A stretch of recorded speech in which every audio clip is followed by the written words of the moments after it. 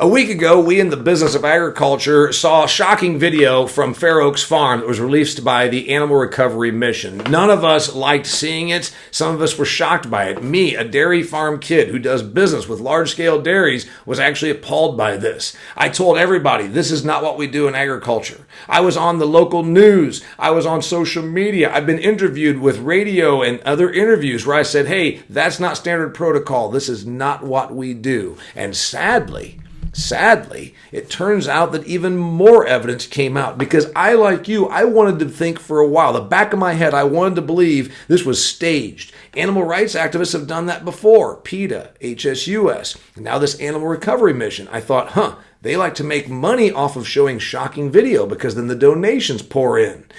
I wonder if this is staged. I wonder if this is fabricated. Since then, I've discovered an hour and a half of video that Animal Recovery Mission just released. An hour and a half of video footage. Now, some of it's employees smoking pot on their lunch break and things like that aren't really as bothersome to me, frankly.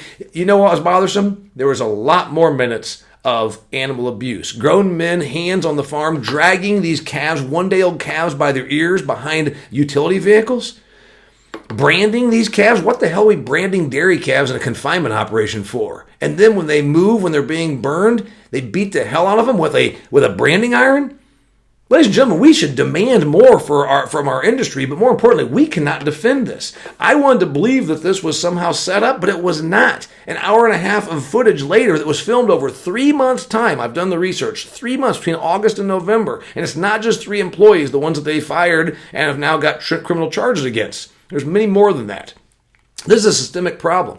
So Animal Recovery Mission and other animal activist groups are going to use this for their marketing. Now that they took down Goliath, Fair Oaks Farm partnered with Coca-Cola Corporation to create the Fairlife product for a marketing venture and for shelf space. You know what?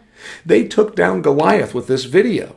More importantly, they have damaged an entire industry. The people in dairy want to believe that somehow milk, the word milk, is the reason that they're losing to dairy alternatives. Let me just tell you something. Cashew milk, almond milk, hemp milk, soy milk, all the rice milk, guess what? Whether they're labeled milk or not is not your problem. You know what your problem is? This will do more damage to the dairy industry than all of the marketing from all of the dairy alternatives over the last decade combined. The consumer will not stand for this, and we shouldn't either. You know what? What about the meat alternatives? Plant-based meat like Beyond Burger and Impossible Burger and a new one called Before the Butcher. If I'm on their marketing department, I'm going to show images like this and say, why would you eat meat when it's raised like that? Pick up a Beyond Burger. You see, this is what's going to happen to us, and we've hurt ourselves. We shot ourselves in the foot, backed up, and shot ourselves a couple more times. We keep defending this, we're going to end up like shooting ourselves in the head. There's no defense for this. I took my notes and I want to share this with you because this is not just an issue for animal rights activists. It's not just an issue for an isolated industry. It's an issue for all of agriculture. Our consumers will not stand for this. Our consumers want us to do something about it. And frankly, that's the only answer. You can say, oh, well, Fair Oaks fired the people. They did something about this 2 months ago. Well, with the marketing muscle of Coca-Cola behind you, why didn't you get ahead of this sooner than you did? We can tell our customers all day long, this is not what we do. We can say that this is not standard protocol, but never underestimate the power of what they see. The visual of watching those calves being mistreated is going to be more powerful than anything you ever tell them. We have but one solution in this industry. One solution. If you want your milk and your eggs and your bacon and your pork chops and your steaks and your burgers, and so do I and so do you, you know what? There's only one solution, and that is zero tolerance. There is one solution, that is we can never allow this to happen again. We have to nip this in the bud. We have to be transparent. We have to show our customers that we are better than this, and we have to never allow this. Sadly, I believe that this is a symptom of commodity mindset. In the business of agriculture, we've always thought how big and how cheap, how big and how cheap. All the consumer wants is cheap. We think that because we're cheap.